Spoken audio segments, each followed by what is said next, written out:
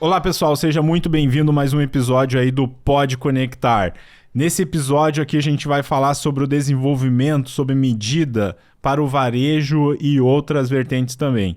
A gente está aqui com o Luiz Rossi, CEO da Cognitiva. Seja muito bem-vindo aí, Luiz. Obrigado, Roger. Obrigado pelo convite e obrigado também pelo espaço aqui, de poder dividir esse espaço legal aqui com vocês. Bacana. Eu sou o Roger Ritter, eu sou CEO da Orne. Na Orne a gente tem um ecossistema de negócios onde pode te ajudar, você que tem uma ideia, você que está iniciando no desenvolvimento da sua startup, pode entrar em contato com a gente que a gente consegue te dar um help por lá. orne.com.br, também é o nosso Instagram, busca a gente lá.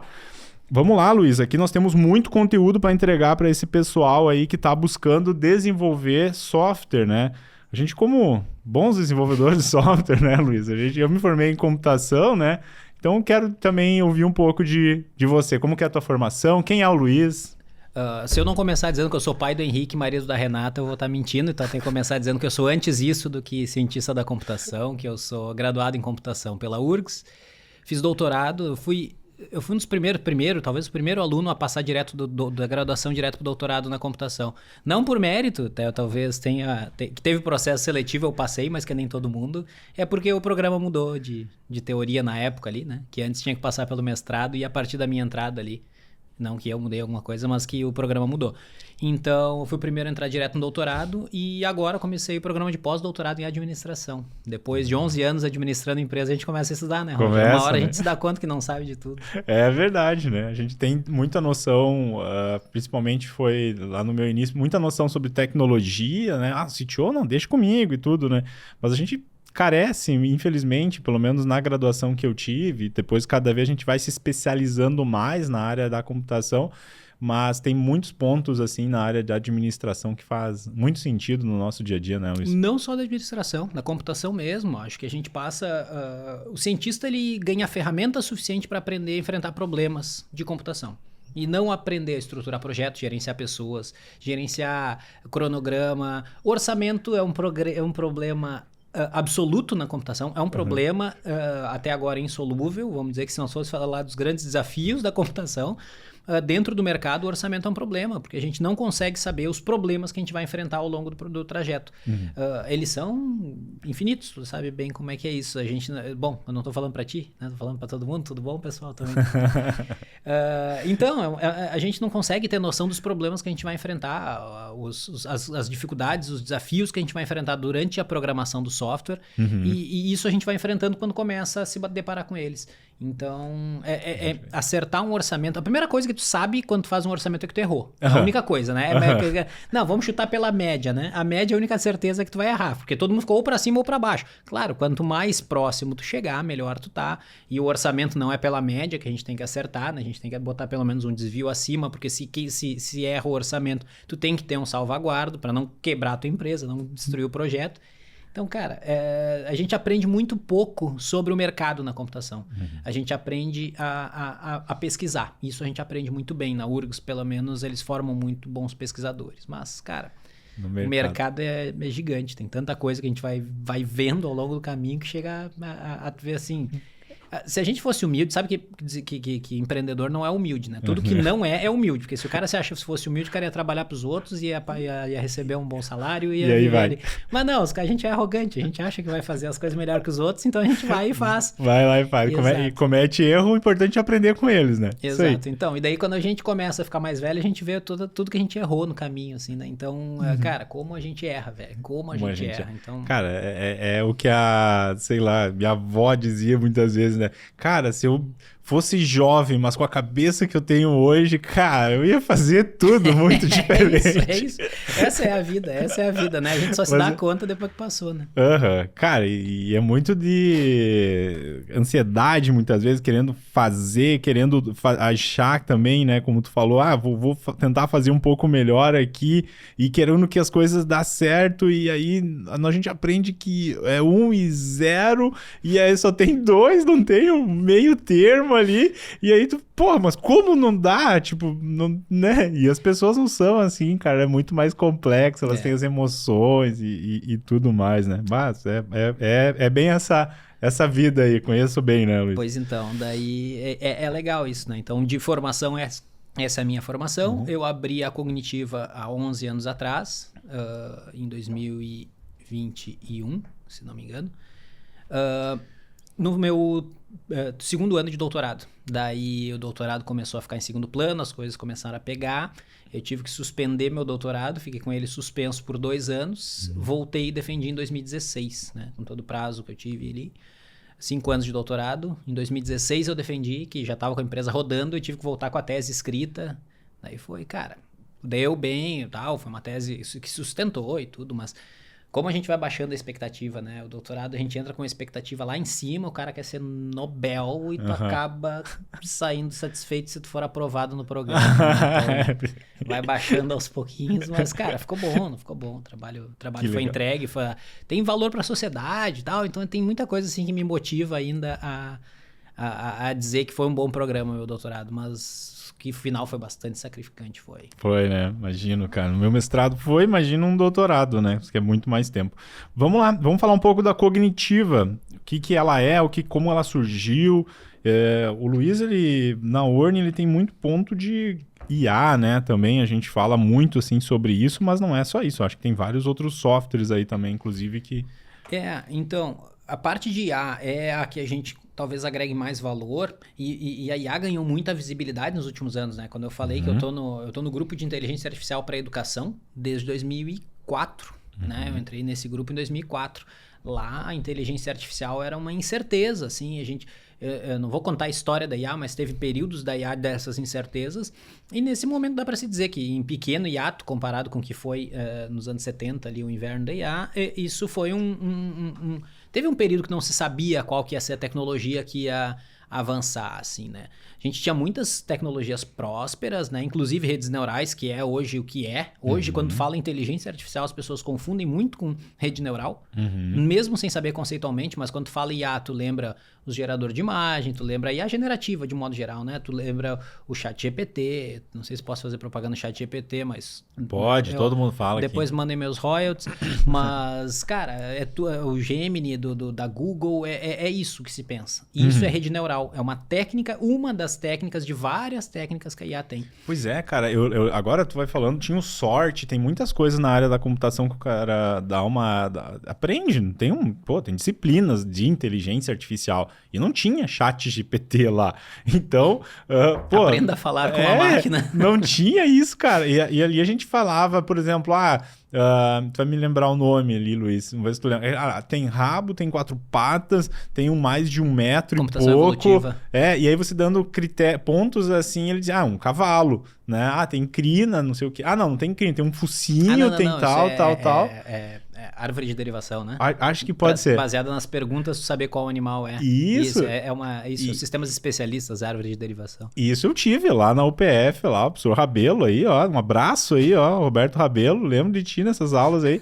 E lá ele tinha todo esse material ali que ele dava, e lá não tinha ChatGPT, eu tenho certeza, cara. Então, tinha. Tu teve rede neural, conceitualmente tu teve, porque já se estudava isso, né? Exatamente. A rede neural, entre o que ela era com baixo poder de computação e o que ela virou com alto poder de computação, é uma maluquice, assim, que mudou.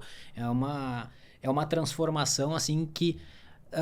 sabe que quem acompanha a ciência, não é o meu caso, mas quem acompanha a ciência, porque a gente vê, depois que saiu o ChatGPT, meu Deus, o que é isso? Todo Como mundo, esse negócio né? funciona? Daí tu vai lá procurar e tal, daí tu vê que essas IAs generativas já se falavam uns 2 anos na academia. Então é o que dizem, né? Na computação, pelo menos, a academia está uns 2 anos na frente do mercado, né? Então, cara, tu acompanhar a academia, ou tu pegar tendências acadêmicas, tu vai estar adiantado. Saiba que tu tá fora de timing também. Isso. Porque tu pode romper completamente o caminho. E de todas as tecnologias que apareceram na academia ao longo de 10 anos da computação, talvez essa tenha sido próspera.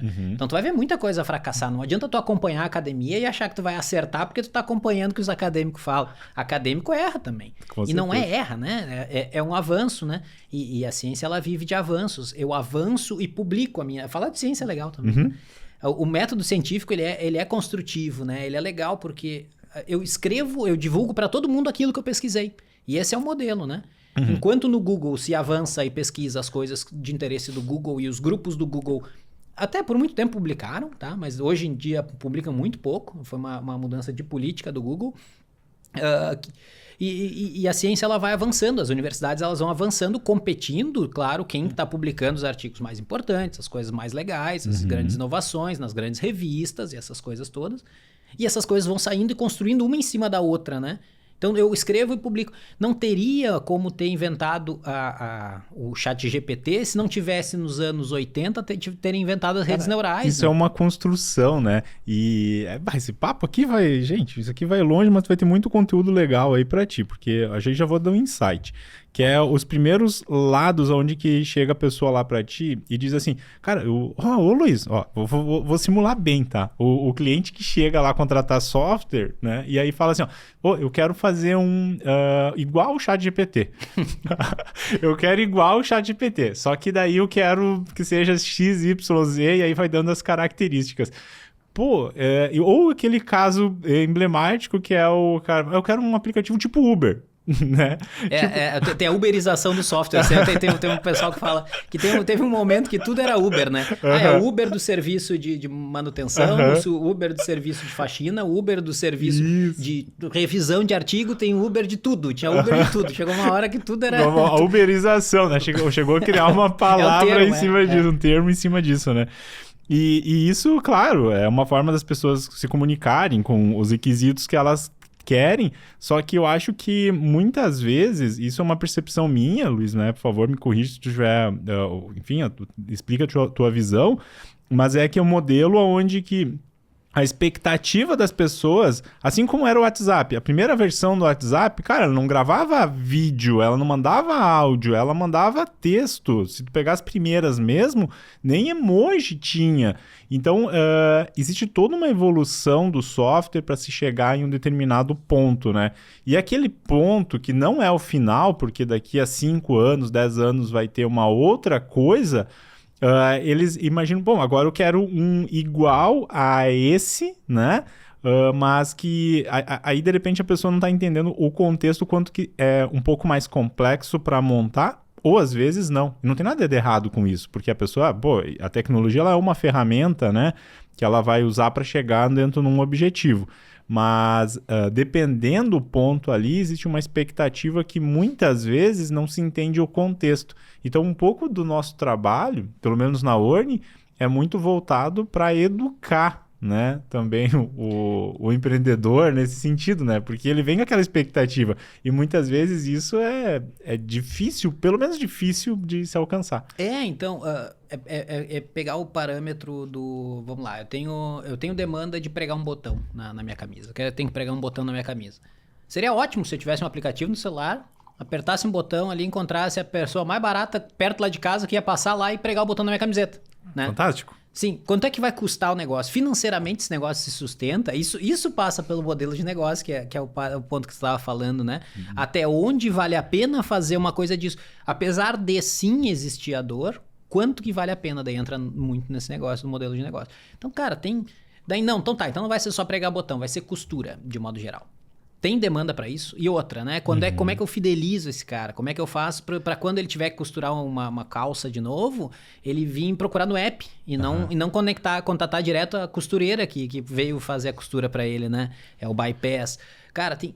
zilhões de coisas que o modelo de negócio tem que trazer junto para ele ser robusto o suficiente a ponto de tu dizer sim, vale a pena desenvolver um software para isso. Perfeito. Né? Então, a uberização é muito isso, porque uma coisa que é característica do mercado de marketplaces esses, que é o CAC, a relação de custo de aquisição de cliente contra o LTV, que é o Long Time Value, o quanto o teu cliente vai te deixar de dinheiro ao longo da jornada dele como teu cliente, ele é muito, muito cruel, assim. É muito caro cada cliente. Então, a gente vê muito desses serviços subindo quando eles estão investindo em marketing, tracionando legal, conseguindo investidor porque eles estão tracionando, porque eles estão subindo. E quando quando o anúncio em mídia começa a cair, o público começa a cair. Porque o cara não lembra mais do aplicativo. O cara que... Eu já usei aplicativo para consertar uma persiana lá em casa. Chamei pelo aplicativo e, cara, foi bom o serviço, gostei da experiência de usar o app, foi legal. Mas quando a torneira tava pingando, eu não lembrei de usar o app, entende? Sim, não tava lá na tua... Não entrou na minha rotina. E isso é muito difícil. Tu tem que evangelizar o cara pra para poder fazer ele lembrar sempre que o teu aplicativo existe, que quando ele precisar de um serviço é por ele que a gente tem que chamar. A memória é curta, né? A nossa memória é curta, tipo, nem aquela vez que tu chamou, beleza, mas só que quantas vezes acontece, por exemplo, nesse teu caso, um serviço doméstico, né? Não é sempre que acontece. Não, talvez uma vez por ano. Então, cara, tu não pode viver de uma receita que o cara vai te dar uma vez por ano. Exatamente. Ou se vai precisar, qual é o quanto que eu vou conseguir ter de margem. Vamos dizer, quanto que eles ganharam ali na minha transação? Foi uma fração do que ganhou o cara da persiana. Então, pô, tem que ver. E esse serviço ainda é viável, existe, tá rodando até hoje. Não vou fazer propaganda porque não estão me pagando, que nem o ChatGPT tá. Mas Google ChatGPT já pode falar, né? Esses aí, agora já abriu as portas aqui, né? É domínio público já. Vamos lá. Então, vamos entrando nesse viés aí de virtual, e-commerce, né? Um pouco mais no varejo, propriamente dito. E a questão da digitalização também, né? Porque, pô, a gente vê um boom ali de lojas virtuais, né? Ainda em crescente. A gente começa a ver alguns pontos de mídias, né? Redes como o TikTok, por exemplo, onde que tu vai lá e você vende seu produto ali dentro, né? A gente tem muito material em cima disso. Mas também tem muitos dados ainda dos lojistas, foram alguns episódios que a gente falou aqui, né? Como que eles organizam esses dados. E agora também tem um outro ponto. Pô, como que a gente pode importar isso, né? Porque pro lojista é sempre um saco, né? Pode falar saco? Não acho que pode. Aí sempre um problema, né? Porque ele chega, pô, agora tem que fazer uma importação de dados. Nossa, isso aí, tem que trocar o sistema. Nossa, isso sempre tem uma questão assim que... E aí eles ficam com, né? Pô, que droga, né? Que raiva que dá. Agora eu tenho que mexer novamente no meu sistema, usar meu tempo que é precioso por conta disso. O caminho de começar a ter muita loja virtual. Acontece que a cadeia de distribuição de produtos, para quem tem capacidade de absorver esse custo, ela é inevitável. Eu produzo arroz. Uhum. Eu não vou vender o arroz online. A pessoa não compra arroz no marketplace de arroz lá, né? Uhum. Mas, cara, se tem uma camiseta lá de um estilo que eu gosto, esse produto pode se manter só com e-commerce. Ele não vai ficar grande, ele não vai ter uma indústria têxtil, ou dificilmente vai conseguir chegar no nível de indústria. Por quê? Porque o que acontece? Uma camiseta, para ser produzida, vamos dizer que custe, cara, uns R$25, talvez isso. Por aí. Tá? Tem que comprar tecido, tem que mandar imprimir. Uhum. A gente chegou a ter... a minha irmã chegou a ter um e-commerce de camisetas com temas de vira-lata. Existe até hoje a marca, a gente passou adiante já, era bem trio o projeto. Uhum. Então a gente teve que fazer o investimento da primeira coleção, né? Então a gente contratou artistas, porque a ideia era fazer um negócio bem artístico, contratou uns artistas diferentes para desenhar as camisetas, fez todas com tema de vira-lata, assim, cachorro, gato e tal. Legal. Fez todo o negócio, imprimiu, daí mandou fazer as matrizes, né? Uhum. A matriz é cara, então quanto mais camisetas iguais eu faço, mais barato fica. Sim. Né? Porque eu faço só a matriz Depois faz da serigrafia. Perfeito. Daí, então depois tu tem que imprimir as camisetas, tu tem o tecido e tal. Cara, come boa parte da margem. O fato de... Nós tinha modelista, tinha que pagar modelista, tinha que pagar o artista, tinha que pagar... Então, enfim, cada coleção, ela é cara para se compor. E teu mercado, quando tu tem uma de vira-lata em Porto Alegre, claro, vendia para o Brasil inteiro, a gente tinha saída para o Brasil inteiro, mas era muito no anúncio, seguindo pessoas ali, né? Fazer aquele... a microgestão do marketing, então encontrando gente em tudo que era lugar do Brasil e tal. Só que daí o frete, quanto mais caro, mais difícil era de vender, porque subia mais ainda o preço que o cara ia ter que pagar. Tá.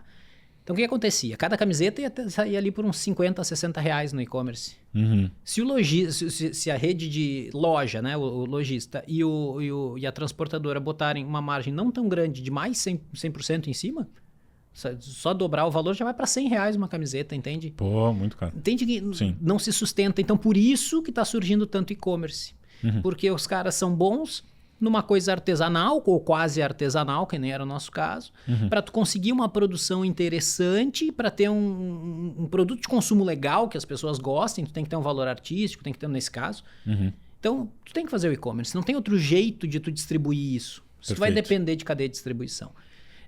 A vantagem de tu fazer isso é que aumenta muito a tua margem. Tu consegue, talvez, em vez de cobrar 50, tu cobrar 60. E lá no final não vai significar 120, 130 reais na loja. Né? Então, tu consegue trabalhar com margem. Então, tem muita coisa que está indo para o e-commerce, tem muito produto que se mantém para o e-commerce, tem alguns que fazem complemento de receita pelo e-commerce. Cara, vendo online, mas eu faço no meu e-commerce aqui também alguma coisa. Então, tem muita coisa acontecendo por isso. E essa migração para o digital, a digitalização não é tu vender online. Não necessariamente, né? É eu fazer processos ótimos, né? Otimizados para alguma coisa. Então, pô, se eu tenho que... chegou no meu CDD um caminhão lá, que da fábrica de medicamento. Para onde é que eu vou despachar esse negócio? Como é que eu organizo isso? Cara, a gente pode chegar no nível de tu dizer assim, eu quero que isso aqui saia um robozinho carregando num pallet, levar para a estante certa, que depois quando vier o caminhão, vai vir sozinho aquele negócio e entrar no caminhão. Pode ter. Pode. Mas tem um processo nesse meio que de repente é só colar um QR Code que tu vai identificar onde é que vai ficar aquele negócio, porque acabou de chegar e tudo, tu tem um controle de validade, tu tem um controle de onde que tá isso aí dentro do armazém para quando chegar ficar catalogado. Então, um pouco, tem o meio termo entre o 100% digital e o que dá às vezes para fazer dentro de uma relação custo-benefício positiva, né? E isso linka muitas vezes, principalmente pela minha experiência, mais em empresas grandes, que é um modelo onde você vai lá, por exemplo, tem um grande software para desenvolver, e muitas vezes é complexo, um software que vai ser desenvolvido exatamente para aquele problema, ou para aquela empresa, onde vai fazer a automação de tudo, né? Beleza. E aí, quando você começa a entender os requisitos, ou seja, quando você vai começar a codificar, tu precisa entender o que o software vai fazer, e você começa a fazer um mapeamento desses processos para que isso, num futuro, vire algoritmo, tu vai ver que o cara não tem essa informação. Ele não chegou, ele não tem um processo bem definido, ou que seja maduro o suficiente para que tu possa entender e transportar isso em nível de código. Então é um pouco disso, né? Ele tem todo um trabalho, assim, na minha visão, para tu chegar dentro de um determinado destino, resultado, assim, que tu queira. Hoje eu não vejo as empresas que... Não, deixa eu refazer. Não é que eu não vejo que as empresas não vão todas se digitalizar. Não vão todas. Tem algumas que vão viver bem sem digitalização. Mas as grandes empresas que não se digitalizarem vão perder informação, né? Sim. Esse negócio de dado novo petróleo, tá super na moda falar isso, cara... Não é bem assim, né? A gente está assim, uma vez as grandes empresas da Bolsa de Valores de São Paulo eram as petroleiras e agora são de tecnologia? Sim. Por quê? Porque o valor, a relação custo e preço de produtos de alta tecnologia, elas fazem o que o petróleo fazia na ocasião. Muita gente demanda aquele produto, muita gente. Então, eu com um custo baixo, eu tenho um poço, que é operado por um cara, que eu sirvo para todas as distribuidoras de combustível, de petróleo, que manda para as refinarias. Os caras não só eram donos do poço de petróleo, como eles eram donos da distribuidora, como eles eram donos da refinaria e até do posto de gasolina. Eles faziam coisa em cadeia, né? O software ele tem um pouco isso, né? É muito raro, ou não sei se tem, uma dessas grandes empresas comprando da outra. É muito pouco, eles verticalizam tudo. Hoje todas têm infraestrutura. Tu tem a Azure da Microsoft, tu tem a AWS da Amazon, tu tem a GCP da Google, todo mundo tem sua infra. Todo mundo tem sua infra de cloud. Cara, então acaba que eles verticalizam muito isso. Por quê? Porque software dá dinheiro. Eu faço um software e distribuo para um monte de gente. Então, um software que dá certo, ele é muito lucrativo. Muito. Então, cara, o profissional é caro. É caro, velho, mas eu pago um profissional para desenvolver para 100 mil usuários. E aí também tem todo esse ponto do cuidado do desenvolvimento do software, né? A arquitetura bem feita que esteja preparada para isso. Isso é uma coisa que eu, agora, aproveitando do espaço e fazendo um merchan, né? No nosso modelo... O nosso modelo do TechForge, que é um produto que a gente tem empacotado dentro da Cognitiva, que é prestação de serviço por demanda, a gente entende que muitas vezes o cara... Eu sou um empreendedor. Quando eu quero fazer software, tá? Eu sou CEO de uma empresa que faz software, só que eu sou da área da administração, que é o inverso de nós, tá? O cara até é da área da administração, ele quer fazer um software.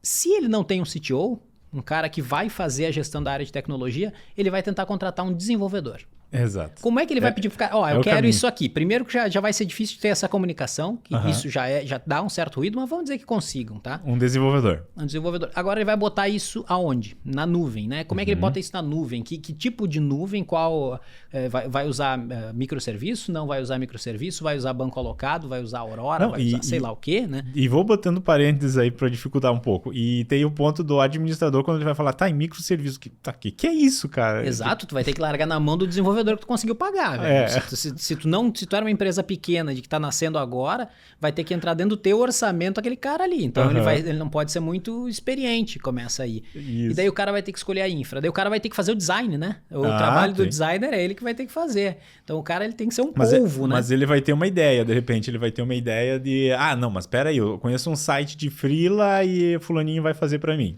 Isso, mas daí tu vai contratar um monte de freela, na próxima vez vai ter que contratar outro que tu não sabe se segue a mesma linha do primeiro, não sabe se é tão bom quanto, não sabe, cara.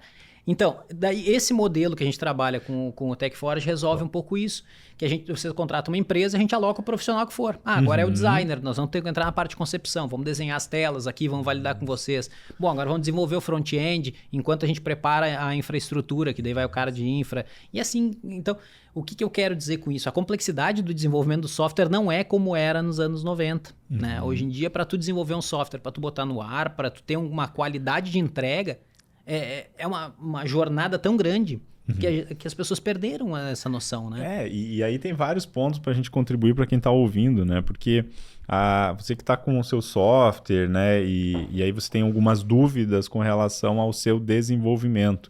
É muito importante trazer isso, né, para empresas que já tiveram mais experiência, porque tu poupa muita dor de cabeça, tá? Essa é a minha concepção. Porque você começa muitas vezes, ele até entrega, né, Luiz, um software. Ele tá aqui, ó, não, ficou aqui, ó, redondinho, ó, bem certinho do jeito que tu queria. Roda na minha máquina. Roda na minha máquina. Não, outra vez ele botou lá numa infraestrutura, lá, uma HostGator. Foi lá e colocou lá dentro. E tá rodando, cara. Realmente, tá funcionando. Tu testa, funciona o botão, às vezes até rapidinho. E daí o empreendedor ali, o administrador fala, cara, que legal, deu certo. Agora eu vou fazer um marketing. E aí ele bota 100 usuários. Ok, legal, bacana. Tá desenvolvendo outra funcionalidade lá do desenvolvedor.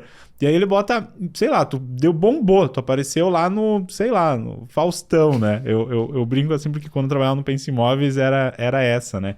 E aí colocou lá no Faustão. E lá no Brasil inteiro começou a acessar. O que acontece com o software? Pendurou. E caiu o software. E aí você, gastou uma nota para colocar lá no Faustão, você vai olhar para o teu desenvolvedor e ele vai te dizer o quê? Cara, não sei, deixa eu ver o que aconteceu. Vou ter que olhar os logs agora. Tem que olhar os logs. E aí você... E, cara, a gente ri, mas o empreendedor, ele ficou louco nesse momento, porque aí ele jogou um teste, ele nem sabia disso, mas existe uma coisa que se chama teste de estresse, ou teste de desempenho, que ele colocou ali em cima do software, que ele poderia prever essa situação, ele acabou negligenciando isso e não o fez. E aí você caiu ali, beleza. Até aí, ok, os usuários não estão acessando, não está dando alguma questão. Só que o problema, Luiz, na minha opinião, não é só a questão da venda e tudo. É quando aí o usuário, no caso de um aplicativo, ele vai lá e na loja do aplicativo e desce o sarrafo. Daí começa a ficar difícil segurar a imagem depois, né? Exatamente. Aconteceu com vocês no Pense Imóveis? Caiu? Não foi caiu. No Pense Imóveis, foi numa outra empresa no qual fui CTO. Aconteceu isso. Aí cai e aí o usuário vai lá e ele desce o sarrafo ali no sentido. O aplicativo não funciona, isso não dá certo e não sei o que, não sei o que. E aí, quando acontece isso, tu começa a perceber cadê a preparação em cima disso, né? Quem que atende? A preparação, como que foi, as suas fundações, elas foram sólidas, suficientes? Então, é um pouco dessas experiências que a gente passa, né, Luiz? Imagino que deve ter acontecido com vocês também. São experiências que se passam que vai deixando a gente mais forte, né? Ou antifrágil, como diz Nassim Taleb. Cara, é maluco, assim, que hacker é uma coisa que o pessoal não suspeita. Outro ponto. E eu sou louco pra ter problema com hacker, tá? É mesmo? Porque, porra, ia ser legal, ia dizer que eu tô preparado, né? Mas agora, não, tô brincando, porque eu não quero hacker. Não, é que é sério, quando tu tá preparado, tu poder dizer pro cara assim, porra, deu certo, eu previa que quando nós ganhasse escala, a gente ia ganhar visibilidade e isso nós ia virar um alvo. Então, pô, claro, ninguém quer perder um dia de vendas ali, que nem aconteceu com o Renner há pouco tempo. Eu posso dizer isso? Posso, né? Acho que sim. Foi divulgado na mídia, né? Então posso. Cara, caiu o Renner por um ataque de ransomware, sequestraram os dados da loja e os caras, não sei como é que resolveram, né? E isso aí, daí tem um monte de bafafá que daí eu não sei dizer exatamente o que é verdade, mas resolveram, né? E, cara, ficou um dia parado sem venda no Renner, velho. Pois é. Uma maluquice isso, né? É coisa, né? É uma maluquice a quantidade de dinheiro que transaciona ali. E eu não quero passar por isso, mas se eu conseguir, eu vou restaurar para os meus clientes hoje. Pô, tô voltando pro estado da máquina de ontem e tá tudo certo. Pô, tu vê que o cara tá ligeiramente preparado, pelo menos. Tu tem backup diário, tu vai conseguir restaurar a situação do início do dia. Só que agora, pior ainda é tu não tá preparado. Exatamente. E daí pronto. Daí teu negócio tá no risco. O risco do teu negócio tá na mão de um cara que era o que tu tinha para pagar na época, não vou falar mal do desenvolvedor, mas um cara que às vezes não tem condições de saber lidar com todas as situações que se aparecem. Né? E também, claro, tem tamanhos de clientes que a gente não vai priorizar isso, porque a gente tem uma capacidade produtiva. Tu vai focar a tua energia naquilo que parece ser um risco, né? E quando tu é pequeno, o hacker não é um risco a princípio, né? Verdade. Passa a ser quando tu começa a crescer. Então tem muita coisa que a gente já passou, que a gente começa a assinar, a acender a luz amarela, assim, ó, tem que começar a cuidar disso, estamos crescendo legal aqui. E tem situações que a luz vermelha, se a gente não fizer isso, é iminente o risco. Por quê? Porque a gente atende governo. Cara, quando a gente atende governo, que a gente atende eventualmente, né? Cara, quando tu atende governo, tu tem que fazer um negócio que entenda que tu tá sendo visado. Porque governo... todo sistema novo que entra para dentro do DataSUS, por exemplo, que está agora, pode ter certeza que vai ser uma vez atacado. Sim, vai ver e vai... sim. As principais vulnerabilidades ele vai dar uma explorada. Porque ele quer dados, né? Muitos hackers, assim, eles vivem disso. Eles querem entrar lá, capturar o máximo de dados possível. Se tiver senha, fantástico, muito bom. E aí ele vai lá e pega toda essa massa de dados e acaba vendendo. Então, a loja por si, né, o e-commerce, ele tem os dados, né? Ele tem que ter esses dados, é o histórico. A gente tem mecanismos, né, que são os cofres, né? Isso todos têm. Imagino que é o cofre do cartão de crédito. Porque imagina que alguém compra na sua loja, né? E ele está comprando por cartão de crédito. É uma preocupação administrativa, deveria ser, pelo menos. Onde fica armazenado os numerozinhos do cartão de crédito do fulano que comprou na minha loja? Começa pelo número do cartão de crédito, mas, cara, hoje tem LGPD que pega até o nome, sobrenome e CPF relacionado. Exatamente. O cara tem que ter esse tipo de cuidado. Exatamente. Né? Então, ele tem que ter esse cuidado, porque se isso não está bem armazenado no seu banco de dados, se isso não está bem alocado, é uma dor de cabeça depois, se acontece alguma coisa. Tem duas situações que a gente aprende na faculdade, né? Tem situações que são life critical. Pô, se eu estou fazendo um controlador de voo e se o meu controlador de voo falhar, 2 aviões vão bater e um monte de gente vai morrer. Isso. E tem as money critical, né? Que é se o negócio falhar, alguém vai perder dinheiro. Isso. Essas duas operações, elas são críticas. E crítica não é probleminha, né? Não, cara, eu fiz uma transferência da minha conta, eu fiz um Pix da minha conta pro do Roger, saiu da minha conta e não entrou na do Roger. Ué? Então... isso aí é crítico, né? Esse é o tipo de operação que não tem como, não pode falhar nunca. Não pode. E se falhar a transação, tem que voltar para minha conta e daí tá tudo certo, né? Então, planos de contenção, rollback, esse tipo de coisa. Tecnologia, cara, se a gente vai entrar em ramo de qualidade de software aqui, né, é muita coisa, assim, é muita coisa interessante, assim, que a gente poderia falar, que são modelos aonde que traz cuidado que você precisa ter, não somente hackers e também armazenamento de dados, né? Segurança de modo geral. Acho que tem bastante coisa assim, para a gente falar. A gente tem feito auditoria de código com um parceiro nosso, né? O cara ele se especializou nisso. Então, todo software nosso de grande que está preparado para grande escala, porque tem um custo nisso, né? A gente tem feito testes de pentest, né? Teste de penetração, a gente tem alguma auditoria de código sobre segurança. Então, cara, tem muita coisa envolvida, inclusive esse tipo de serviço a gente tem oferecido hoje, né, para alguns clientes, que é auditar códigos que já estão no ar. Porque, cara, eu tenho um programa TechForge lá, eu tenho 36 horas do desenvolvedor, o que o cara quer é ver resultado, quer ver feature no ar, quer ver correção de bug no ar, quer ver as coisas funcionando. Então, esse tipo de preocupação, via de regra, roda em paralelo. Daí tem um outro CNPJ com um pessoal lá que nos atende, cara, tem sido bem legal. Fundamental esse serviço para entender, né? O cara fez um determinado... Como é que tá meu código ali? Não? Daí o cara vai lá e faz uma auditoria ali para ver se ele tá funcionando, né? Até para não ter esse problema aí, ou alguns dos problemas que a gente falou. Um outro ponto, né? Até entrando nessa outra pauta, são as integrações, né? As integrações, principalmente em varejo e tudo, né? O pessoal... Vem uma integração, o cara... Meu Deus do céu! Cara, tem...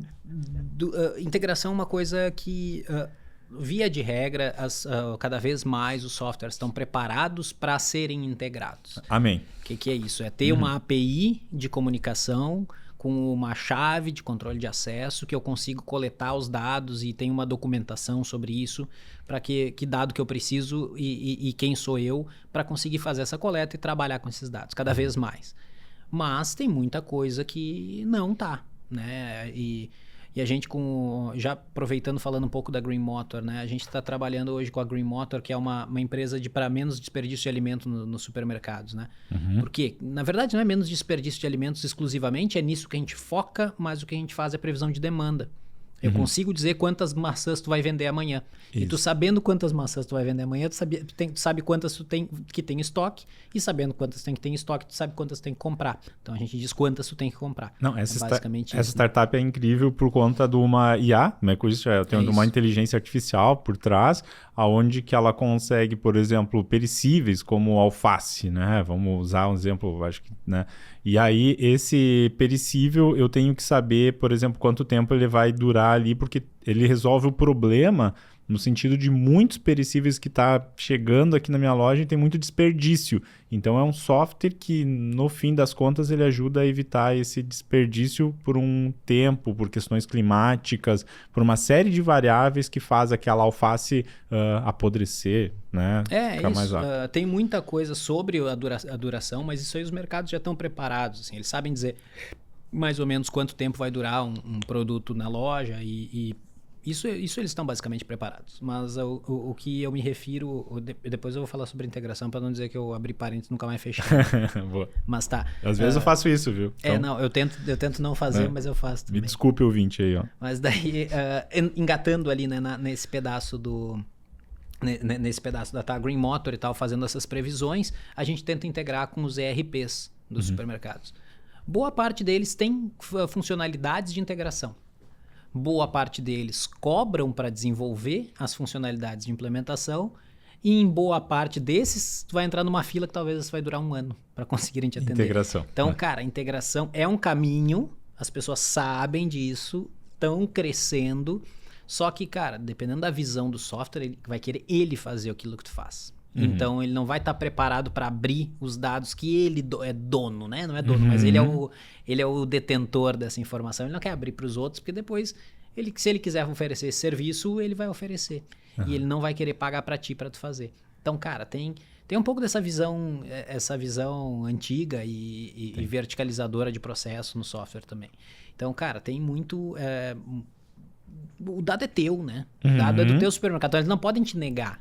De alguma maneira, eles têm que abrir esse dado. O que eles fazem? Dificultam muitas vezes, né? Mas, de novo, cada vez mais eles estão abrindo esses dados. Então, nesses ERPs, a gente tem pegado alguns que estão preparados. Para nossa integração, tem alguns que estão ligeiramente preparados, porque a gente precisa de dados. É maluco, né? Teve um deles que a gente precisava saber quantas maçãs foram vendidas no dia, voltando para aquele exemplo. Quantas maçãs são vendidas por dia? Ele não tinha essa informação. Ele tinha a informação, eu conseguia coletar tudo que foi vendido por um ponto de venda, por um caixa do supermercado. Certo. Se eu pegar 10 caixas do supermercado, somar tudo e depois filtrar pelas maçãs, eu consigo saber. Mas olha o volume de informação que eu tenho que pegar que filtrar de todas, para conseguir tirar essa informação. Então, cara, tem, mas ainda tem um pouco disso, assim, que... Claro, também, os caras não sabem qual é a demanda que o mercado vai ter e tal, mas tem uns que estão preparados para isso. E outros que não tem absolutamente integração, o dado é teu, então eles têm que dar um jeito de tu ter acesso às tabelas que estão no banco. E daí, cara, daí é uma maluquice. Integração que tu tem que mexer no nível de banco. Tem muita coisa que vai ser fácil, porque o banco é organizado. Agora teve ERP que a gente pegou, que tinha mais de 100 tabelas lá. Então, tu não tem como encontrar aquele dado de uma maneira ótima, pelo menos, né? Vai passar um tempão vasculhando lá até descobrir onde é que está a informação que tu precisa. E como saber se o meu banco de dados, as minhas informações ali estão bem organizadas ou não? Ou se eu cheguei na informação que eu queria mesmo, ou se eu me perdi no meio do caminho, né? Isso até é uma questão do próprio varejista, né? O pessoal que está montando, por exemplo, uma loja virtual, alguma coisa assim, que às vezes tem um pouco dessa insegurança, né?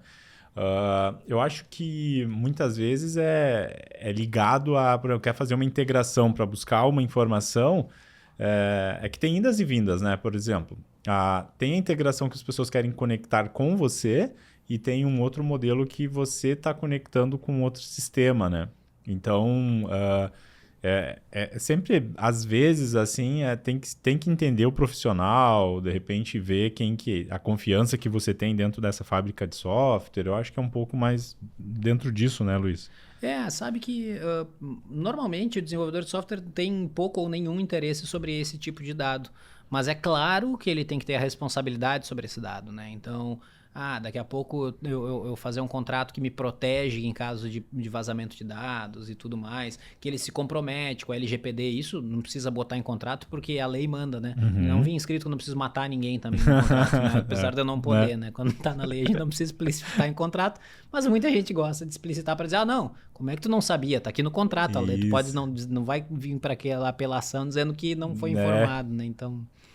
Na verdade, e essa questão da Lei Geral de Proteção dos Dados é uma coisa que é muito interessante, porque é uma lei que foi falado muito, foi divulgada, a gente fala em muitos episódios aqui também, e o quanto que o dado ele é propriedade do usuário, né?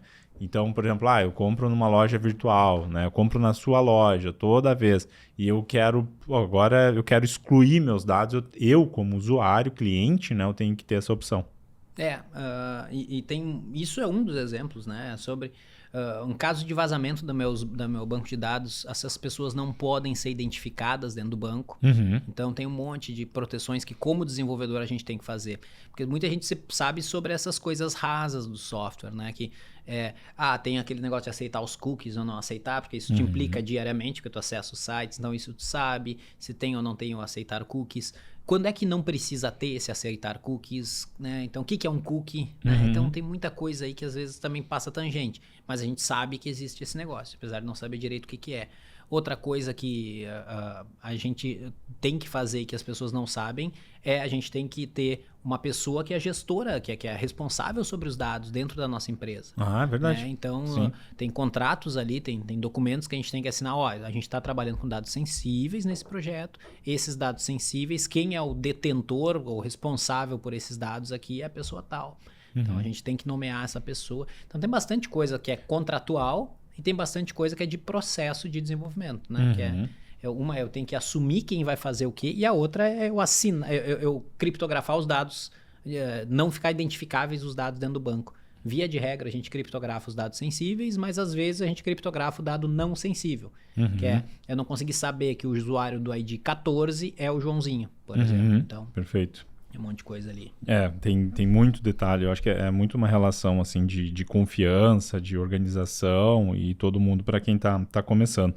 E tem vários tipos de software também, né? Então, nós temos softwares a gente desenvolve, tentando trazer muita informação. A gente tá falando muito de e-commerce. Tu já entrou no modelo que o Green Motors, né? Que é esse software que a gente comentou das maçãs, dos alfaces, que cuida, né? Resolve essa dor ali do desperdício. Mas de novo, né? A gente focou até hoje nos perecíveis, mas a gente pode fazer previsão de demanda de qualquer coisa que tenha dado. Perfeito. E aí, de novo, a gente cai naquele assunto, né? que as pessoas têm que ter o dado para a gente poder aprender com esse dado. Exatamente. Então, cara, o e-commerce sim, vai ter o registro de quanto tu vendeu por dia, vai ter o cara que tem um PDV lá eletrônico, tu vai passar no caixa, tu vai saber que tá saindo, então tem esse registro. Daí a gente tem que ter uma maneira de consultar esses valores, esses dados, para depois fazer as projeções. Porque não adianta tu me dizer, tá, não, então quanto que eu vou vender quanto que eu vou vender de mangatome amanhã? Pô, mas quanto tu vendeu ontem? Não sei, né? Como é que vai fazer daí, né? E esse dali tem SaaS, esse é um SaaS, né? Não, é um software mesmo, né? Tá. Aliás, sim, é um SaaS, mas a gente pode trabalhar tanto no formato de API quanto de SaaS completo, no conceito de SaaS que as pessoas têm. Porque Isso. SaaS é um conceito meio... Vamos falar sobre isso, exatamente. É um conceito meio diferente. E IA também, tá? IA são duas coisas que são diferentes entre os especializados e os não especializados. Mas SaaS é todo serviço que roda na nuvem, né? Normalmente o pessoal chama, é SaaS ou API? Isso. Não, SaaS parece que tem que ter o site. Tem que ter, no nosso caso a gente usa o site, mas pode ser consumido esses dados via API dentro de um outro ERP. Nossa, tem tanta letra nessa frase que eu falei, mas acho que vai dar para entender, né? Mas dá para a gente fazer a análise, trazer a previsão e dentro do software que tu já está acostumado a usar, se ele fizer a integração na interface dele, dá para pegar nossos dados lá. A gente tem isso disponível. Isso. Então tem formatos diferentes que a gente consegue trabalhar. Mas sim, cara, é um SaaS conceitualmente. Porque todos os SaaS, os modelos, assim como e-commerce, na verdade o e-commerce é um pouco diferente porque você, vendeu, agora você tem que ir lá, tem que pegar a mercadoria que tu vendeu e despachar, mandar, então tem um trabalho um pouco mais manual aí. Mas tem muitos serviços, né, que são feitos, que não são produtos, e é a minha concepção de SaaS e que vamos trazendo um conteúdo bacana aí. Que você vai lá, faz um serviço, a pessoa vai lá, contrata, já sai usando, já sai fazendo, e isso pode ser 3 horas da manhã, quando você está dormindo, né, o empreendedor, e está lá, é uma maquininha, né, entre aspas, de faturar dinheiro, né? Então tem alguns empreendedores, pelo menos, que olham dessa forma. E tem também o projeto, que é aquele cara que... vou montar um projeto, então o que é um projeto? Início, meio, fim, ele é único, e aí todo mundo... só que projeto, eu tenho que sempre me preocupar por vender um novo projeto, sempre um novo projeto, sempre um novo projeto, e acaba que eu tenho que sempre ficar buscando umas novas vendas, enquanto o SaaS também, né? Não, mas uma coisa é eu ter, quando acabou o meu projeto, acabou minha receita, e o outro é uma receita recorrente baseado numa prestação de serviço continuada, né? Então, sim, tem essas duas coisas. Para projetos, início e meio e fim são contestáveis, mas a partir do início eu quero ver tu dizer que o software está pronto, nós estávamos comentando isso um pouco, né? Não, Google acabou a ferramenta de busca aqui agora é só ficar lucrando em cima do que já desenvolveu, exatamente. Né? Não existe isso, né? Então, fantástico. Cara, software não tem fim. Primeiro, esse é o primeiro conceito. Nunca está pronto um software. O Windows 98 estava pronto, mas daí veio a atualização do Windows 2000, daí veio o Millennium, veio não sei na ordem, mas veio os Windows novos e, cara, toda hora vai sair. Vai, porque então, as coisas mudam sempre, né? Então eles são perfeitos. E diferente do que o pessoal pensa, não é obsolescência programada, né? Eu não quero que aquele software fique obsoleto, mas, cara, quanto mais vídeo tem um computador que cada vez mais tem capacidade de ter processamento de vídeo, melhor pode ficar a resolução do software, melhor pode ficar o aspecto visual. Então eu vou trabalhar em cima disso. Olha só, saiu um novo... sei lá, escalonador de processo aqui, um novo algoritmo aqui que o cara escreveu lá. Então tu vai lá e busca ele, implementa no teu sistema operacional. Então tem todo um processo. As coisas elas não são que nem a ciência, ela não tá parada, ela tá evoluindo. As coisas estão evoluindo. Os softwares também, eles acabam que tu não vai dizer que tá pronto. Então é muito raro a gente conseguir dizer, o que tua empresa faz? Ela vende software. Tá, então o software tá pronto? Eu nunca vou dizer, tá pronto, tá aqui, pronto. Acabou. Sempre tem coisa nova pra fazer. Sempre tem, né? Uma manutenção ali em cima disso, uma evolução em cima disso também, né? Então, não, isso é fantástico, cara. Esse ponto que traz ali, Luiz, porque muitos imaginam que é esse cenário, né? De, acabou. Pronto, acabou meu software aqui. Agora é só... Agora é só lucrar em cima dele.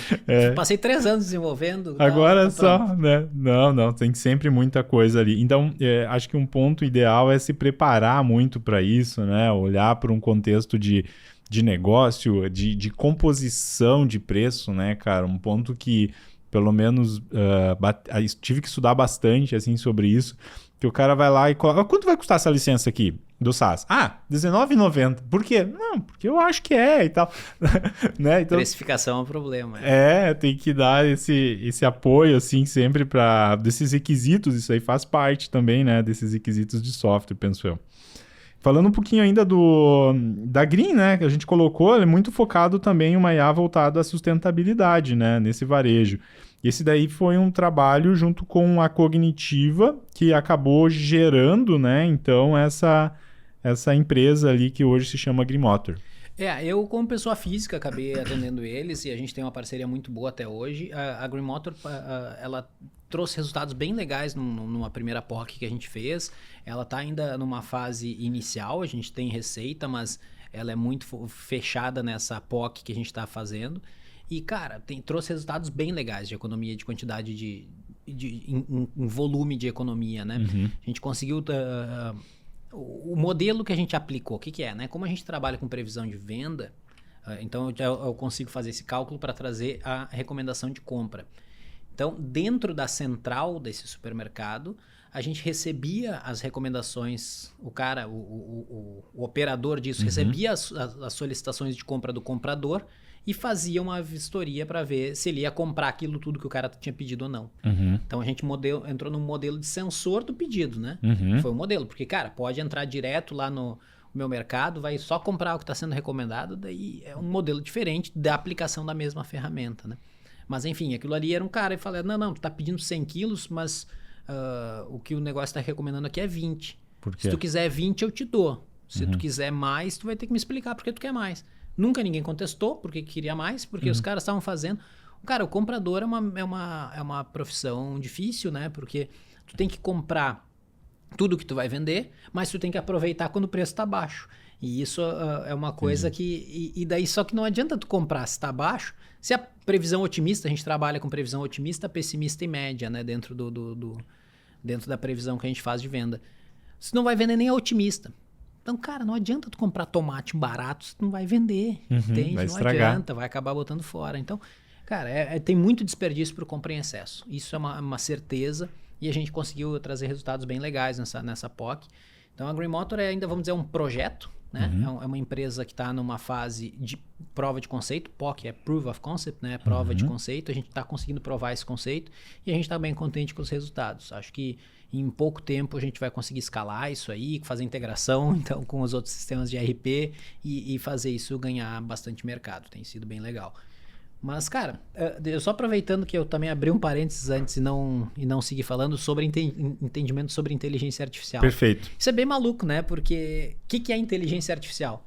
Se tu conseguir... Todo mundo consegue conceituar o que é artificial. Agora eu quero ver quem consegue conceituar o que é inteligência. É difícil de dar o conceito de inteligência, porque a inteligência artificial é exatamente isso, né? Conceitualmente, né? É uma inteligência que não é natural, que não veio do ser humano, né? Que a gente sabe que a nossa arrogância humana acha que só nós somos inteligentes no mundo, mas tem essa coisa, né? Do que é uma inteligência. Um comportamento emergente, né? Se eu pego um monte de formiguinhas, elas têm um comportamento emergente, dá para se dizer que a formiga pode não ser inteligente, mas o comportamento do formigueiro é. Então, cadê a inteligência aí? Não tá num neurônio, né? É um negócio maluco, porque tem aquela que vai buscar comida, tem aquela que vai cuidar das larvas, tem aquela que vai botar os ovos, tem tudo dividido em tarefa, tem aquela que voa, tem aquela que não voa. Tem de tudo, tem, né? Tem a rainha. Então, é que bota os ovos ali. Então, cara, tem de tudo. E cada uma tem uma função e o formigueiro, sem grandes ameaças, vai crescer cada vez mais. Então, tem um conceito bem maluco de inteligência que a gente, dentro da inteligência artificial, a gente faz esse tipo de simulação, né? Que são os agentes reativos, né? Num sistema multi-agente. Eu tenho um agente reativo, que a formiga ela é extremamente reativa, né? Vê o estímulo, ela reage.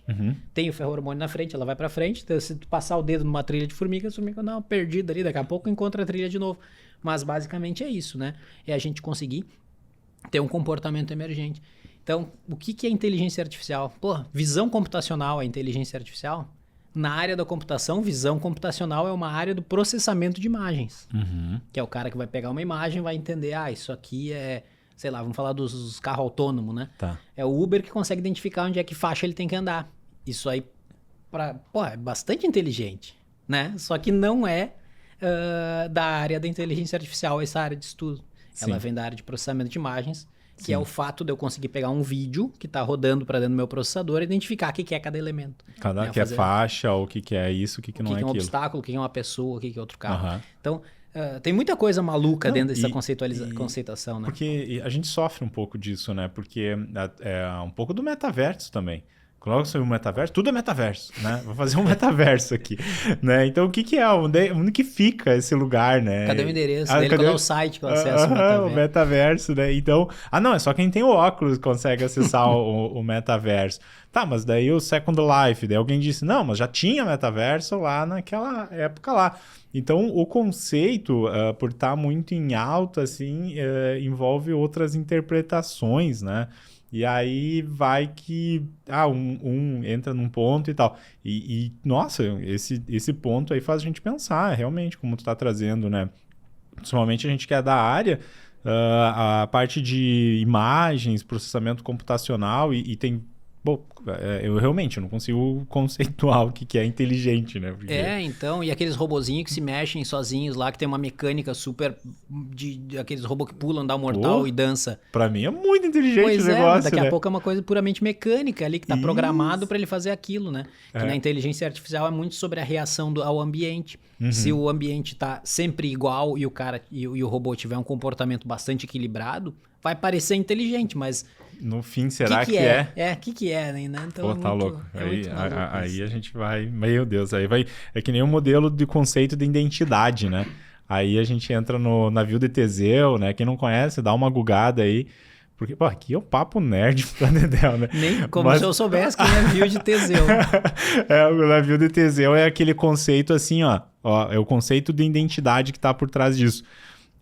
Você tá indo, o navio de Teseu sai aqui do Brasil e vai para a África. Só que até ele chegar na África, ele vai trocando... Bom, estragou a vela, estragou o remo, estragou uma madeira. E aí eles vão desmanchando o navio e vão colocando novas peças, repondo as antigas. Então, até chegar nessa... Isso é uma utopia, uma coisa que não aconteceu. Mas até chegar lá na África, ele chega trocando todas as suas peças. Todas as peças foram trocadas. E aí fica a questão. O navio que saiu é o mesmo navio que chegou? Sendo que todas as suas peças foram trocadas? Pois é. Pô, tá louco? Então, o conceito de identidade é bem complexo, assim, né? Que envolve um pouco do que a gente gosta ali, né? De software, né, cara? Então... Tá, mas Roger, a inteligência artificial é o novo metaverso, não? Pois é, será? É um hype, assim, que daqui a pouco ninguém mais lembra? E aí, eu acho que a inteligência artificial, ela vai ser uma coisa... A gente está usando ela para muita coisa boa, né? Por exemplo, a gente consegue treinar hoje o ChatGPT com arquivos que a gente importa e ele me dá, por exemplo, um lead, né? Um futuro cliente. Eu consigo dar algumas informações desse futuro cliente para o ChatGPT e ele me retorna qual serviço é melhor oferecer para ele com determinadas características. E isso a gente está testando, por exemplo. Mas é uma baita ferramenta. Agora, se é um hype, eu vou usar bastante. É muito maluco isso, né? Pelo resultado de cada um, eu acho que não é um hype, eu acho que é uma tendência. Eu acho que é uma tendência. Mas, cara, é muito maluco, assim, o que aconteceu com o metaverso, né? Pois é. 2 anos atrás só se falava em metaverso. E agora? Caralho, agora ninguém mais sabe. Pois é, mas agora... Ainda bem que tu falou saco, daí eu posso falar. E aí agora veio o Vision Pro da Apple. E aí começa, nessa época que a gente tá vivendo agora, começa a olhar no TikTok e tu começa a ver muito vídeo, assim, sobre isso. Gente fazendo dancinha. Fazendo dancinha. Não só, né? Do metaverso, do óculos do Vision Pro. E você começa a olhar muita pessoal saindo na rua, nos metrôs, lá em Nova York, tudo, com o óculos esse, né? Da Apple. Aumentada. Isso, e eles vivendo assim e fazendo receitas, fazendo uma macarronada ali e com o óculos que ele tá dando as receitas ali para ti. E aí parece que começa a dar uma não sei o que vai acontecer, né? Mas dá se é pra trazer a receita da macarronada, eu vou preferir um tabletzinho, um telefone mesmo. Pois é. Nós que somos da tecnologia, só né? tá no olho ali. Não, cara... Não, mas sabe que realidade aumentada é uma coisa que em algum momento eu acredito que vai dar certo, assim. E é bom eu falar isso gravado, porque daqui a pouco eu quero que venham e me digam assim, não, é mentira tua, olha só, hoje em dia nem se fala mais nisso. Mas, cara, a informação na lente, né? Realidade virtual, realidade aumentada. Realidade virtual é eu imerso em um ambiente virtual. Isso. Realidade aumentada é informações no mundo real para complementar a realidade. Então, se eu botar aqui uma lente, aparecer uma bolinha verde aqui na testa do Roger e botar o nome do Roger aqui para eu lembrar o nome dele, isso é realidade aumentada. Então, esse conceito, assim, cara, se tem muita coisa hoje que já daria para fazer e que já dá para fazer com realidade aumentada, assim. Eu gosto muito da tecnologia, muito mais que da realidade virtual. Cara, para trazer... Trabalha com treinamento de incêndio, por exemplo. Nossa. O cara botando óculos, tu consegue ver toda a rota e tal, de fuga e tudo mais. Então, tem muita coisa interessante. Narrador de futebol lá, eu não vou dizer, não fala mal dos narradores de futebol, mas os caras erram o nome do jogador toda hora. Se tivesse lá dentro do campo, ele com óculos, vendo o nome de cada um, isso é muito fácil de fazer hoje já. Cara. Computacionalmente é super acessível esse tipo de coisa. Sabe? Porque é a mesma imagem, o cara não perde ele do globo. E tem gente que perde da visão e ainda assim sabe que aquela pessoa é a mesma pessoa que veio antes, né? Chegou uma pessoa, identificado, pessoa sem nome, né? Pessoa A, que é um homem com idade média entre tanto e tanto, e o cara volta de chapéu, o negócio diz, não, é a mesma pessoa que estava aí, o homem A de novo, que está voltando pela segunda vez na tua vitrine. Quer dizer, fisicamente existe uma empresa que faz isso, né? Se quiser me escrevam, não vou divulgar aqui, Júlio, vai ficar me devendo essa. Mas, cara, tem esse tipo de coisa, né? Isso com câmera de segurança, velho. Tem, não, a qualidade muito. Da imagem da câmera de segurança é uma maluquice, e os caras conseguem saber quem tá chegando ali. A gente tava falando num outro episódio ali com o diretor de inovação da Brigada e... Pô, ali a gente consegue ver que muita coisa dessa está sendo utilizada para segurança pública. E tu olha lá o comportamento daquele determinado indivíduo, a própria, vamos lá, IA agora, né, ou inteligência, vai lá, verifica aquele comportamento e diz, presta atenção nele. Acende uma luzinha. Padrão, hein? Reconhecimento de padrão. Cara, isso a tecnologia por si só, cara, ela ajuda muito mesmo quando bem desenvolvida, mas ela é ainda uma boa ferramenta, assim, né, para todos nós que pode chegar em alguns lugares bem interessantes. E quando ela vai substituir eu que tô te entrevistando, né? E quando em relação à mão de obra, Roger? E a IA vai substituir muita mão de obra, não? Cara, será? Não, mão de obra com certeza, já está fazendo isso, sem dúvida. Mas agora eu vou te devolver a pergunta. Será que será que ela vai substituir o homem em algum momento? Cara, que tem coisas que o artificial não faz, né? O emocional ali, tu pode simular, tu pode fazer o que for, mas... uma pergunta que eu acho que é pertinente. Tu gostaria de ter na tua casa uma pintura abstrata feita por IA? Cara, eu acho que não. Pois não qual é o sentido, valor? Né? A pintura abstrata ela é muito voltada para a questão emocional, né? Ou para a questão talvez até de harmonia e aquela coisa de sensibilidade. Tá. Né? Então, vou te dizer que não vou dizer que toda a criação artística não é reprodutível por IA, porque eu acho que tem muita coisa que tu consegue, tá? Mas o emocional, quando a coisa é puxada, pô, o que o cara tava sentindo quando ele fez aquilo? Você não vai ter com a IA, né? Não tem essa mesma pegada, né? Então tem muita coisa que é possível mas que não faz sentido substituir.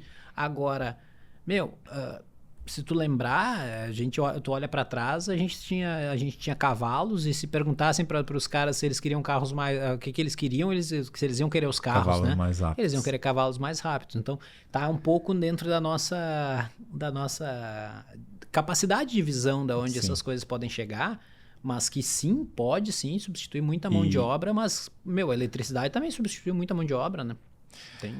Claro, tem essa questão ali agora vamos falando de futuro aí, né? Um pouco do que pode acontecer. E será que vai ter um momento, na tua concepção, que a IA vai vai se virar contra o homem e vai... Porque a gente tem algumas teorias aí sobre isso, né, cara? Vamos fazer um episódio divertido agora. Meu, assim, ter como tem, mas é que tem que estar preparado para... Tem que estar preparado, velho.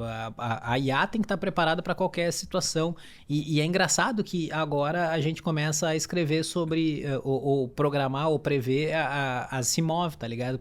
Ver aquilo que foi bolado no Eu, Robô lá nos anos 70 e tá falando porque a criatividade do cara para inventar alguma coisa, ela é muito mais acessível que a realidade, né? Então, é muito mais fácil a gente chegar imaginando onde a gente pode chegar do que fazendo aquilo acontecer. Isso. E em algum momento essa coisa chega, né? E eu acho que os dilemas da IA ética e segura que a gente fala hoje, que tem muita área de pesquisa em cima de IA ética e segura, inclusive tem um grupo na PUC que é muito forte disso e tal, é um conceito muito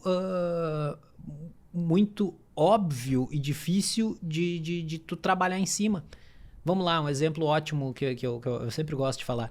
Se eu treinar uma IA sem censura, treinei um LLM, né? Um Large Language Model, os chat GPTs da vida, usando a base de dados da internet, livremente, e botei disponível para tu fazer uma pergunta para o modelo.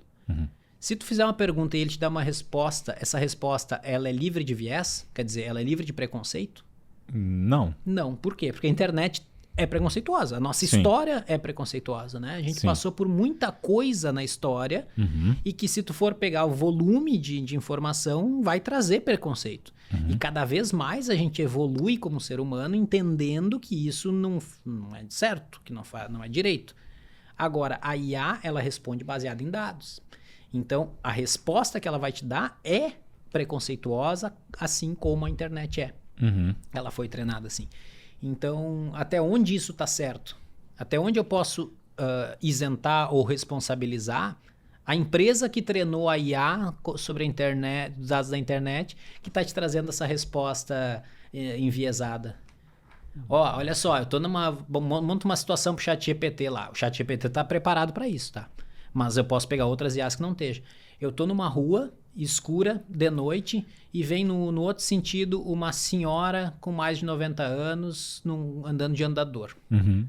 Eu preciso atravessar a rua? Não.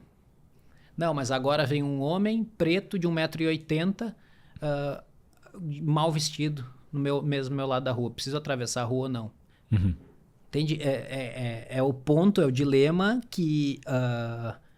pela estatística, a gente cria um conceito, né? A estatística nos gera um conceito prévio daquela pessoa. A palavra preconceito é isso aí, né? É eu pegar a estatística e reproduzir no sujeito. Então, quer dizer que se eu atravessar a rua, eu estou considerando um perigo de eu ser assaltado porque ele é preto. Porque se eu botasse branco, talvez resolvesse. Entende? É baseado em dados da internet e ele conseguiu chegar nessa estatística. Tu entende que... esses dilemas, assim, eles são muito críticos. São muito críticos. Isso é uma coisa que a gente está evoluindo muito ainda, né? Todos esses outros pontos. Voltando para software de educação, né? Pois eu passei 10 anos da minha empresa trabalhando com software de educação e não falei de educação hoje. Então, vamos lá, né? Vamos dar uma palhinha aí sobre isso. Tem muita coisa, né? Que a gente iria bastante. Mas a EduTech, né? São empresas que vêm surgindo, startups que vêm surgindo dentro dessa área, né? E qual que é a experiência que se tem sobre isso, né? E até, inclusive, uma visão de futuro. O que seria um bom software de EduTech e se dá para a gente relacionar isso com IA? Cara, eu trabalho com IA na educação desde 2003, né? Eu trabalhei com o Ministério da Educação, dentro de projetos da universidade, né? Eu digo que eu trabalho com isso desde 2003, não é que eu tenho uma empresa desde 2003. Eu entrei em grupos de pesquisa, que era de IA na educação dentro da universidade, e trabalhei muito tempo com isso. Quando eu abri minha empresa, a tecnologia que a gente se fundamentou é uma tecnologia para educação, né? Trabalhar com objetos de aprendizagem para... uma biblioteca de objetos de aprendizagem digitais. A gente trabalhou muito tempo. Esse projeto ainda existe, ainda é consumido em Portugal. Talvez no Brasil ainda. Acho que a Universidade Federal de Ceará usou um tempo, não sei se ainda está. Mas ele virou open source e até antes da pandemia, em 2019, eu estive em Portugal lá fazendo treinamento pessoal lá para para usar isso e eles iam evoluir a ferramenta e seguem trabalhando com isso. Nunca nos mandaram as soluções deles, né? Aliás, eu tinha que dar uma cutucada neles lá para ver se já manda um episódio evoluíram. para ele ali depois quando sair. Isso. Já. Professor Cascalho, lá da Universidade dos Açores, é quem comandou o projeto lá, ele e o Armando.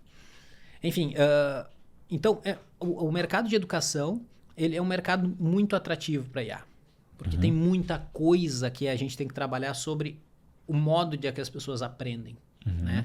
Como é que se aprende uma nova coisa? Tem um curso de Harvard que é open source, que é livre, que chama Learning How to Learn. Eu não sei se ainda está online, tá? Mas ele por muito tempo teve.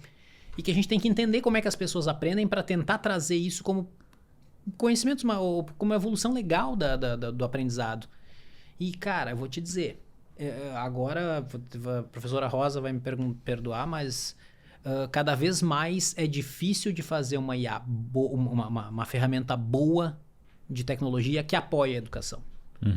Cara, a Noruega, Suécia, país nórdico, aí o pessoal tá tirando o computador das salas de aula porque as últimas pesquisas falaram que, cara, o computador ele ajuda na sala de aula não porque ele é um computador, mas sim porque a gente botou método de aprendizagem.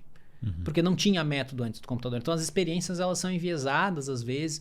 Então chegar numa conclusão, sim, isso ajuda a aprender ou não ajuda, é muito difícil. Muito difícil.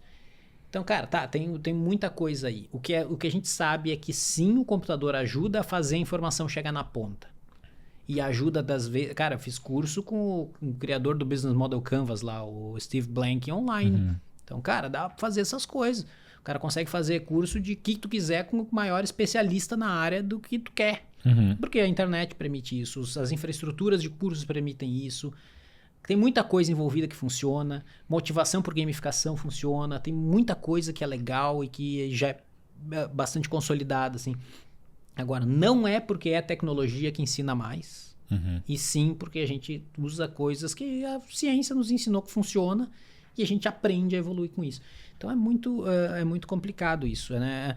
Agora, sim, a gente tem muita ferramenta que a educação, tem muito processo que a educação funciona. E às vezes o meio que eu chego nesse cara é pelo telefone ou pelo computador. Pelo telefone especialmente, né? Esses mobile learning é uma coisa, acho que é um caminho inevitável. Hoje em dia, dos últimos cursos que eu fiz, quantos foram online, quantos foram presenciais? Dos últimos vídeos que eu vi que me ensinaram alguma coisa, cara, tudo online. Do último, conceitualmente já estou dizendo vídeo, né?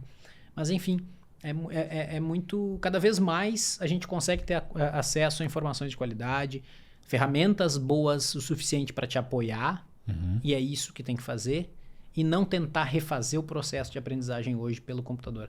Estou falando isso uma visão minha, tá? Sim. Uma visão minha. Eu acho que o computador ele não consegue reformular, mas está cada vez mais contribuindo para chegar a informação na ponta. Tem até outras informações ali que é, por exemplo, do engenharia do conhecimento, como se aprende. Pô, tem muitas coisas assim dentro desse sentido, né? Bacana. Pô, tem que chegar a parte final aí já do episódio, passou muito rápido, foi cara, mesmo. Porque a gente vai entrando em vieses aí que são sensacionais. Pô, eu falo muito, enquanto as pessoas querem ouvir que eu falo, é legal. Não, é ótimo, cara, agora não, vai ter que ter segundo episódio aí agora, né? Provocar, pelo menos, cara, é o que eu digo, velho, em 1 hora tu não vai aprender nada, tu vai ser provocado a estudar alguma coisa. Eu espero que tenha provocado alguma coisa em alguém aí pra, esse negócio aqui pode dar certo pra mim, se de repente funciona comigo. Pô, que legal, nunca tinha pensado nisso e tal. Acho que isso é isso que a gente tenta fazer em 1 hora de programa. Né? É isso aí, cara. Mas vamos lá, Luiz. O que tu tá lendo e comentários finais aí sobre a cognitiva, enfim, projeto que tu tá trabalhando? Cara, o que eu tô lendo? Eu tô lendo romance agora. Tô lendo nada, tô vendo a Menina do Lago lá, um romance bem legal de assassinato e tal, mas não é isso que eu acho que tu quer saber, né? Tu quer indicação de leitura. E, cara, eu vou te dizer que um livro que eu li e que eu achei interessante há pouco tempo, como é que é o nome? Não é Startup Generation? Não, Startup Generation é outro, esse daí é... Eu vou lembrar e vou te dizer até o final do podcast, mas é um livro de um chinês comentando sobre IA. É mesmo? Que legal. Então... Ele comenta sobre IA Superpowers, Artificial Intelligence Superpowers. Eu não sei qual é o título do livro em português. Tá, e ele legal. comenta sobre os superpoderes da IA. Só Legal. que o livro ele não é novo. Então, e tu pega ele é 2005 ou 2006, coisa assim, e é maluco o quanto faz sentido o que ele previa, o quanto entra nesse mercado de quanto a IA vai substituir, e antes daí as IAs generativas, né? Vai substituir mão de obra mais... Mão de obra não, né? Mas esses processos mais repetitivos e tudo. E, cara, é muito legal, assim, o que esse livro me provocou há algum tempo atrás. Que legal, cara. Show de bola.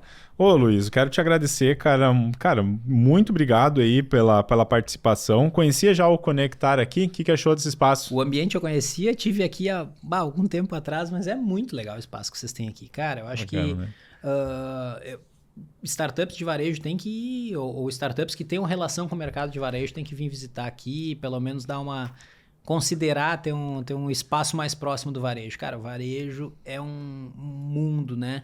Tu vai precisar de coisas de tudo que é tipo e que se tu tem uma maneira de oferecer esse tipo de serviço, é um ambiente interessante. Hubs é para isso, né? Conectar, né? Conectar, já diz o nome ali, ó. E o Pode Conectar, então, ele é um oferecimento aí do Conectar Hub, né?